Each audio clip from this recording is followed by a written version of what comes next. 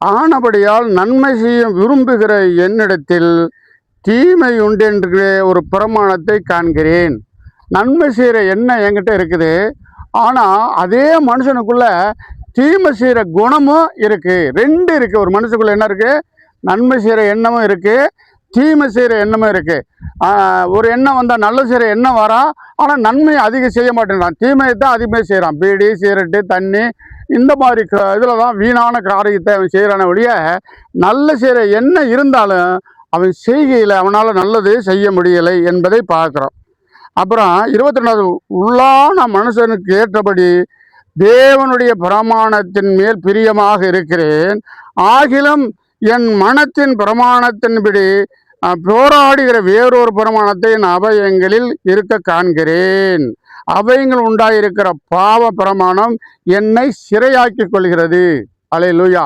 இப்போ மனுஷனுடைய வாழ்க்கையில் நல்லது செய்கிற எண்ணம் என்கிட்ட இருந்தாலும் கூட தீமை செய்கிற எண்ணம் தான் என்கிட்ட பலனாக இருக்குது. அதாவது குடிக்கக்கூடாதுன்னு நினைக்கிறேன். எப்பா நேற்று குடிச்சு வீடை கெட்டு போச்சப்பா, அநேகமான பொருள் போச்சப்பா, எல்லாம் கேவலம்ப்பா, நாளையிலேருந்து சத்தியமாக குடிக்கிறது இல்லை, காளியம்மா சத்தியமாக குடிக்கிறது இல்லை, மாரியம்மா சத்தியமாக குடிக்கிறது இல்லை, தப்பே நீ செய்கிறதில்ல, இந்த சாராயமே வேணாம் கப்பு அப்படின்னு காலையில் சொல்கிறான்.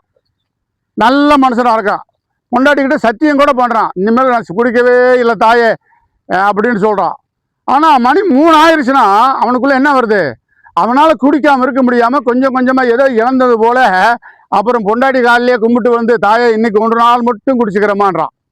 அப்போ காலையில் ஒரு குணம் இருக்குது மனுஷனுக்கு, சாயந்தரம் ஒரு குணம் இருக்குது. அப்போ இந்த தீய குணத்துக்குள்ள மனுஷன் மாட்டிக்கிட்டு அவன் முடிக்கிறான்னு பார்க்குறான். அதனால் கடைசி வசனத்தை வாசிக்கிறேன். நிர்பந்தமான மனுஷன் நான், இந்த மரண சரீரத்திலிருந்து யார் என்னை விடுவிப்பார்? நான் நிர்பந்தமான மனுஷன், நான் பார்க்கறதுக்கு தனியாக தெரிகிறேன், என்னை யாரும் கட்டுப்படுத்தலை, ஆனால் எனக்குள்ளேயே ஒரு நிர்பந்தம் இருக்குது. நல்லது செய்கிறதில்ல, கெட்டது செய்கிற இருப்போம். இதுலேருந்து என்னை விடுவிக்கிறது யாரு?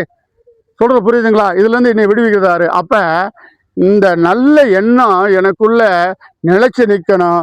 இந்த தீ எண்ணமெல்லாம் போகணும்னா நம்ம இந்த வேதத்தை கேட்கணும். என்ன செய்யணும்? இந்த வேதத்தை ஞாயிற்றுக்கிழமை தூரம் இந்த வேதத்தை கேட்கணும், சத்தியத்தை உள்ள அனுப்பணும்.